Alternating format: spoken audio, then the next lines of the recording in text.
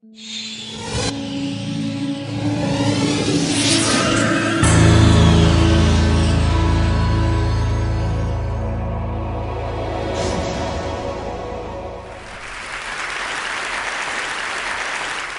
often do we hear that people just don't care?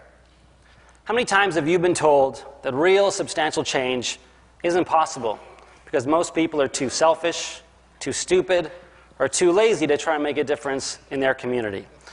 I propose to you today that apathy as we think we know it doesn't actually exist, but rather that people do care, but that we live in a world that actively discourages engagement by constantly putting obstacles and barriers in our way.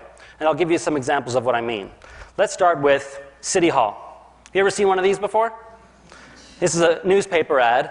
It's a notice of a zoning application change for a new office building, so the neighborhood knows what's happening. As you can see, it's impossible to read. You need to get halfway down to even find out which address they're talking about, and then further down in tiny 10-point font to find out how to actually get involved. Imagine if the private sector advertised in the same way. If Nike wanted to sell a pair of shoes and put an ad in the paper like that. Now, that would never happen. You'll never see an ad like that because Nike actually wants you to buy their shoes. Whereas the City of Toronto clearly doesn't want you involved with the planning process, otherwise their ads would look something like this, with all the information basically laid out clearly. As long as the city's putting out notices like this to try and get people engaged, then of course people aren't going to be engaged. But that's not apathy, that's intentional exclusion. Public space. The manner in which we mistreat our public spaces is a huge obstacle towards any type of progressive political change because we've essentially put a price tag on freedom of expression. Whoever has the most money gets the loudest voice, dominating the visual and mental environment. The problem with this model is that there's some amazing messages that need to be said that aren't profitable to say. So you're never going to see them on a billboard. The media plays an important role in developing our relationship with political change, mainly by ignoring politics and focusing on celebrities and scandals. But even when they do talk about important political issues, they do it in a way that I feel discourages engagement. And I'll give you an example. The Now magazine from last week, Progressive Downtown Weekly in Toronto. This is the cover story. It's an article about a theater performance, and it starts with basic information about where it is, in case you actually want to go and see it after you've read the article. Where, the time, the website. Same with this. It's a movie review, a art review, a book review, where the reading is in case you want to go.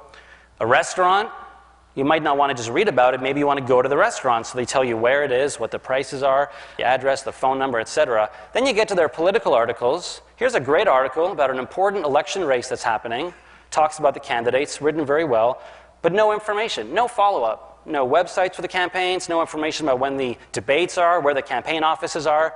Here's another good article about a new campaign opposing privatization of transit without any contact information for the campaign. The message seems to be that the readers are most likely to want to eat, maybe read a book, maybe see a movie, but not be engaged in their community. And you might think this is a small thing, but I think it's important because it sets a tone and it reinforces the dangerous idea that politics is a spectator sport.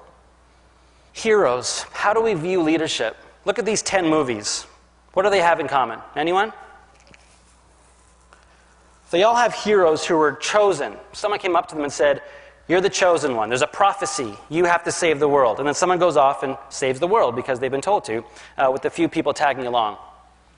This helps me understand why a lot of people have trouble seeing themselves as leaders, because it sends all the wrong messages about what leadership is about.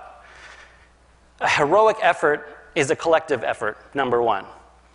Number two, it's imperfect. It's not very glamorous, and it doesn't suddenly start and suddenly end. It's an ongoing process your whole life. But most importantly, it's voluntary. It's voluntary. As long as we're teaching our kids that heroism starts when someone scratches a mark on your forehead or someone tells you that you're part of a prophecy, they're missing the most important characteristic of leadership, which is that it comes from within. It's about following your own dreams uninvited, and then working with others to make those dreams come true. Political parties, oh boy.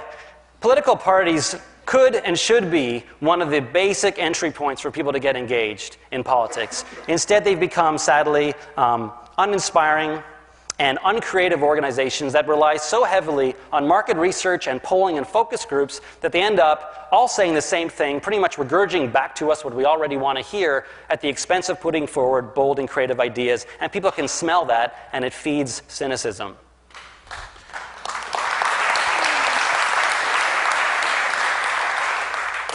Charitable status. Groups who have charitable status in Canada aren't allowed to do advocacy. This is a huge problem and a huge obstacle to change because it means that some of the most passionate and informed voices are completely silenced, especially during election time. Which leads us to the last one, which is our elections. As you may have noticed, our elections in Canada are a complete joke. We use out-of-date systems that are unfair and create random results. Canada is currently led by a party that most Canadians didn't actually want. How can we honestly and genuinely encourage more people to vote when votes don't count in Canada? Now, you add all this up together, and of course people are apathetic. It's like trying to run into a brick wall. Now, I'm not trying to be negative by throwing all these obstacles out and explaining what's in our way. Quite the opposite. I actually think people are amazing and smart and that they do care. But that, as I said, we live in this environment where all these obstacles are being put in our way. As long as we believe that people, our own neighbors, are selfish, stupid, or lazy, then there's no hope. But we can change all those things I mentioned. We can open up City Hall. We can reform our electoral systems. We can democratize our public spaces.